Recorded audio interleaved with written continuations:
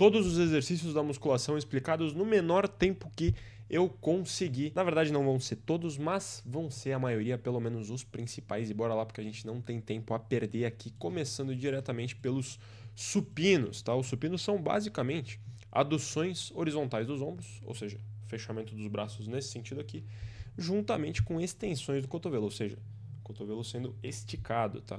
Os músculos principais que trabalham aqui são o peitoral e os músculos secundários são o tríceps, tá? Que tem uma pequena ressalva, e a parte anterior do ombro, ou seja, essas fibras aqui, tá bom?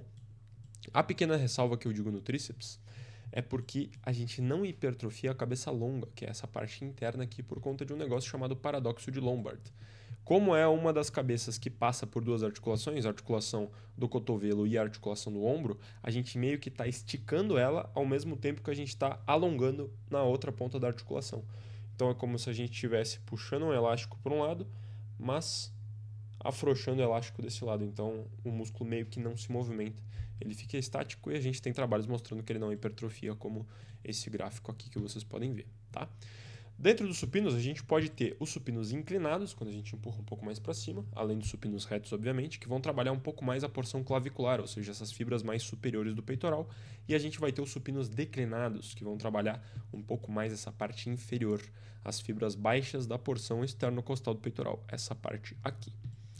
E a gente pode fazer várias variações, com barras, com halteres, dá para fazer na barra guiada, que seria o Smith, com máquinas com anilhas como essa, com máquinas em polias, tem uma infinidade de variações. Além dos supinos, a gente vai ter os crucifixos, que vão ser basicamente o mesmo movimento de adução horizontal dos ombros que a gente faz nos supinos, só que sem a participação do tríceps, ou seja, sem mexer muito a articulação do cotovelo, tá? O músculo principal que trabalha aqui é, novamente, o peitoral. Aqui a gente está falando de peitoral maior, tá? Essa parte aqui. E como músculos secundários, a gente tem novamente a parte anterior do ombro, essas fibras aqui. Novamente, a gente pode ter exercícios mais inclinados, empurrando para cima, que vão trabalhar com foco um pouco maior as fibras superiores dessa parte clavicular aqui do peitoral, e a gente pode ter exercícios declinados, que vão trabalhar mais essa parte inferior, as fibras inferiores da porção externo-costal do peitoral. Novamente, a gente pode trabalhar com halteres, embora os crucifixos com halteres no geral sejam muito ruins.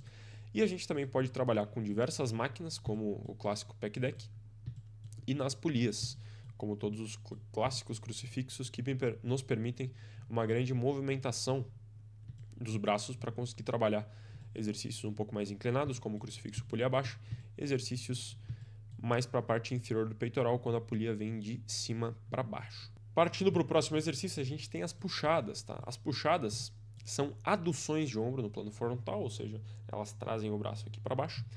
E a depender da pegada, a gente também pode dizer que elas são extensões no plano sagital, quando elas vêm mais aqui da frente, com as pegadas neutras, somadas com flexão de cotovelo, ou seja, dobrando o cotovelo para ação do bíceps, e a depressão e rotação inferior das escápulas, se a gente fizer o trabalho escapular, porque a gente pode ou não fazer ele, a depender do foco que a gente quer dar nos exercícios.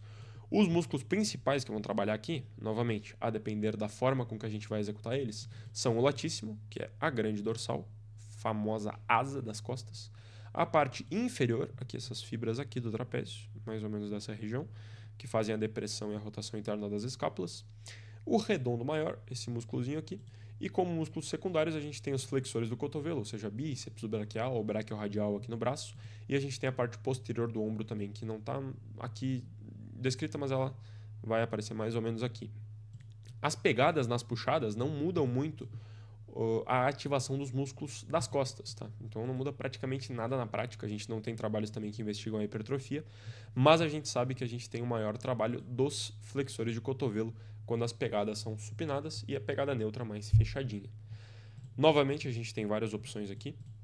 No geral, são máquinas diversas que a gente vai ter. Começa aqui com anilheiros e a tradicional polia. Então, a puxada alta aqui, a puxada no triângulo. E aqui poderia entrar também as barras fixas, que são basicamente puxadas, mas com peso corporal. Indo para as remadas, então, a gente tem extensões ou abduções do ombro, a depender do ângulo do cotovelo que a gente tiver aqui a abertura, somadas novamente a uma flexão de cotovelo, ou seja, fechar aqui para trabalhar o bíceps, e a retração das escápulas, tá? E a ativação muscular das costas vai depender inteiramente do grau de abertura que a gente vai aplicar nos cotovelos e na inclinação do tronco, se a gente vai ficar mais deitado para frente, mais paralelo ao solo, ou mais retinho assim, tá? Também vai depender de outras coisas, como o perfil de resistência das máquinas, a estabilidade dos exercícios, mas esses dois fatores são com certeza os principais, como mostra esse trabalho aqui, que diz claramente que as remadas com os cotovelos mais abertos, como nessas duas posições, trabalham muito mais os músculos da parte superior das costas, então trapézio medial superior, posterior de ombro, romboides, etc. Enquanto as remadas com o cotovelo um pouco mais fechado, com a pegada supinada, por exemplo, com menos graus aqui de abertura, trabalham mais a parte medial inferior das costas, tá? Mas no geral é tudo isso aqui que trabalha. Então a gente tem romboides, a gente tem as fibras superiores e mediais aqui, mais ou menos dessa porção aqui trabalhando do latíssimo. A gente tem novamente aqui o redondo maior, a gente tem o trapézio, principalmente a parte medial dele trabalhando, e a gente tem todos os músculos flexores do cotovelo, como o bíceps, o braquial e o braquio radial, além do posterior de ombro, que pode ser considerado inclusive um músculo principal, principalmente quando a gente tem remadas mais abertas, tá? Então a gente pode ter variações nas barras, livre na barra guiada, a gente pode ter variações em máquinas como essa, variações com halteres, variações nas polias, máquinas com o cotovelo mais fechado, outra máquina aqui com o cotovelo mais fechado, tem uma infinidade de exercícios. Como desenvolvimento, então, a gente tem basicamente uma abdução de ombros, só que agora num plano um pouco diferente lá do supino, somado a uma extensão de cotovelos, ou seja, esticar os cotovelos para o trabalho do tríceps. Tá? Os músculos principais que vão trabalhar aqui são a parte da frente, aqui a parte anterior do ombro, novamente, agora com foco muito maior do que no supino. E como músculos secundários, a gente vai ter novamente o tríceps trabalhando, lembrando apenas a cabeça lateral e a cabeça medial, a cabeça longa não trabalha por conta do tal do paradoxo de Lombard. E a gente tem também como trabalho secundário a parte lateral, ou também conhecida como porção medial do ombro, que é essa partezinha aqui, tá? Aqui a gente tem várias opções. A gente pode trabalhar o desenvolvimento com barra, a gente pode fazer desenvolvimento com halteres, pode fazer desenvolvimento na barra guiada e nas máquinas, se a gente quiser trazer mais estabilidade. Partindo para as elevações, a gente tem basicamente duas variações principais, que são uma abdução de ombros no plano escapular, ou seja, elevação lateral, e a gente tem a flexão de ombro aqui para frente, que seriam as elevações frontais. E os músculos principais que cada uma dessas variações trabalham são a parte lateral no ombro, das elevações laterais, então essa parte verdinha aqui do ombro, aqui na esquerda, e a gente tem a parte frontal do ombro, trabalhando mais nas elevações frontais, essa parte aqui vermelha. E como músculos secundários, a gente tem o extremo oposto. Na lateral, a parte secundária é a parte frontal, e na elevação frontal, a parte secundária é a porção lateral do nosso ombro. A gente pode trabalhar aqui com halteres, pode trabalhar na polia, pode trabalhar em algumas máquinas, e a gente ainda pode fazer a variação aqui do remo alto, que é basicamente uma elevação lateral com um pouquinho mais de trabalho de trapézio, só que dobrando o cotovelo. Tá? Partindo para as roscas agora, a gente tem basicamente um movimento de flexão de cotovelo, isso é, de dobrar o cotovelo. E a ativação dos músculos nesses exercícios vai depender principalmente de qual pegada que a gente vai usar. Então, se vai ser uma pegada supinada, tradicional, se vai ser uma pegada neutra ou se vai ser uma pegada invertida. E todos os músculos aqui, os três músculos, no caso, flexores, vão trabalhar em todas as variações de exercícios, mas alguns com mais foco do que outros. Tá? Então, o bíceps, tanto a cabeça longa quanto a cabeça curta, que são essa aqui, e o braquial, vão trabalhar principalmente quando a gente tem uma pegada supinada, ou seja, com a mão para cima. E o braquio radial aqui vai ser um músculo secundário nesse caso. Mas se a gente quiser colocar mais trabalho para o braquio radial, a gente faz a pegada neutra, como uma rosca martelo, ou a pegada invertida, como uma rosca invertida. Então, a gente pode ter algumas variações aqui, como a Scott ou como a rosca Spider, com um grau de flexão de cotovelo um pouco diferente, um grau de flexão de ombro um pouco diferente, levando o braço lá para frente. Isso aqui muda um pouquinho o trabalho da cabeça longa e da cabeça curta do bíceps, mas não é nada muito significativo. A gente também pode ter aqui a variação de rosca martelo, como eu falei, uma rosca no banco inclinado, fazendo uma hiperextensão e alongando um pouco mais o ombro, e a gente pode ter as roscas tradicionais aqui com o braço bem do ladinho do tronco. Como próximo exercício, a gente tem as extensões de cotovelo, que são basicamente exercícios para tríceps. E aqui a ativação das cabeças do tríceps vai depender totalmente de qual grau de flexão de ombro, ou seja, do quão afastado está do nosso tronco o nosso braço, tá? Então a gente tem as cabeças que trabalham de forma diferente, como a gente viu ali no supino e no desenvolvimento, e a gente tem algumas opções de exercícios com extensão de cotovelo. Com o braço acima da cabeça, a gente tem o clássico francês e todas as variações, seja com halteres, com polia, com barra e etc. A gente tem o tríceps testa, que é com o braço aqui na frente da nossa cabeça, e essas duas variações trabalham um grau de alongamento bem grande para a cabeça longa, isso pode ser bem interessante para a hipertrofia dela, e pode ser bem interessante a gente focar na cabeça longa, visto que ela não trabalha nos supinos e nos desenvolvimentos, enquanto a cabeça lateral e a medial trabalham muito bem e também trabalham quando a gente faz um tríceps francês e um tríceps testa, tá? Mas a gente também tem variações com o braço do lado do corpo, como o tríceps pull e tríceps corda, etc. E com braços mais para trás da linha do tronco, como os tríceps na paralela e o tríceps coice. Agora, entrando em membros inferiores, a gente tem as variações de agachamento e as variações de leg press. Eu coloquei as duas na mesma categoria porque são basicamente o mesmo movimento, os mesmos músculos ativados, com a diferença da posição das nossas pernas e do nosso tronco. Então aqui a gente tem basicamente uma extensão de quadril somadas com uma extensão de joelhos, no quais os músculos principais que vão trabalhar vão ser o quadríceps e o glúteo máximo. Então aqui a gente tem o quadríceps e aqui essa parte é o glúteo máximo, até essa linha aqui. E o grau de trabalho desses dois músculos, qual vai trabalhar mais e qual vai trabalhar menos, vai depender da amplitude dos exercícios e do nível de extensão de quadril que a gente vai fazer e do nível de extensão de joelho que a gente vai fazer. Então, por exemplo, num agachamento com uma amplitude máxima, como essa moça está fazendo aqui na imagem, a gente tem muito trabalho e muita hipertrofia de glúteo. No agachamento só até a paralela, que fica em 90 graus assim, o glúteo não hipertrofia tanto. E quando a amplitude é muito grande assim, a gente tem alguns músculos secundários trabalhando, como os adutores. E aqui a gente tem muito claro o paradoxo de Lombard, aquela questão dos músculos que atravessam duas articulações, aparecendo novamente muito semelhante à cabeça longa do tríceps no supino. Aqui a gente tem o reto femoral, aqui no quadríceps, que é esse músculo aqui do meio, que ele não hipertrofia no agachamento e no leg press, justamente porque a gente está contraindo de um lado e a gente está alongando do outro, então o músculo meio que fica parado. E a gente também tem os posteriores de coxa, que são os isquiotibiais, a parte de trás aqui, que também não hipertrofiam, embora muita gente diga que se colocar o pé mais para cima no leg press para ativar os posteriores, isso não acontece, os posteriores de coxa não hipertrofiam por conta desse paradoxo também. Como opções de exercícios, a gente tem basicamente os agachamentos livres, ou com a barra livre, ou na barra guiada, ou agachamento frontal com a barra aqui na frente dos ombros.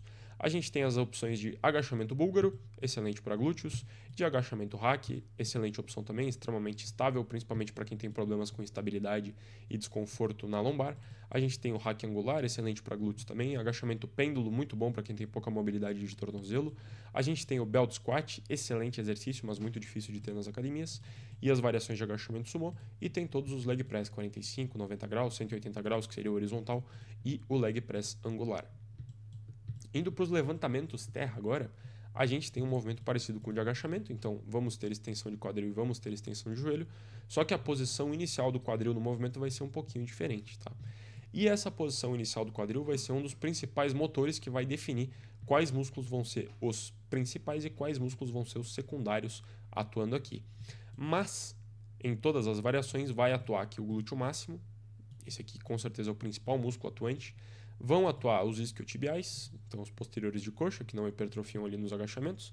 Vão atuar os adutores e vai atuar o quadríceps, principalmente quando o quadril é mais baixo, tipo aqui no levantamento terra sumô.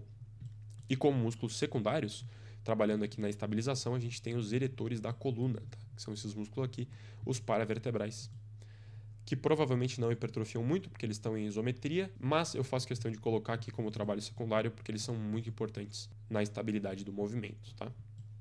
As principais variações que a gente vai ter vão ser, com certeza, do levantamento terra tradicional, com o quadril um pouco mais baixo, do levantamento terra sumô, com o quadril também baixo, mas as pernas um pouco mais abertas e os braços passando aqui no meio delas, o RDL, que vai ser muito parecido com o stiff, só que vai ter algum nível de movimentação de joelho ao longo do movimento, uma movimentação um pouco maior, então o quadril começa bem em cima, o que significa que o trabalho dos isquiotibiais, aqui dos posteriores de coxa, é muito maior do que do quadríceps, mas o glúteo ainda trabalha muito bem aqui, e a gente vai ter as variações de stiff, que são basicamente o RDL, só que com o joelho mais estendido ao longo do movimento.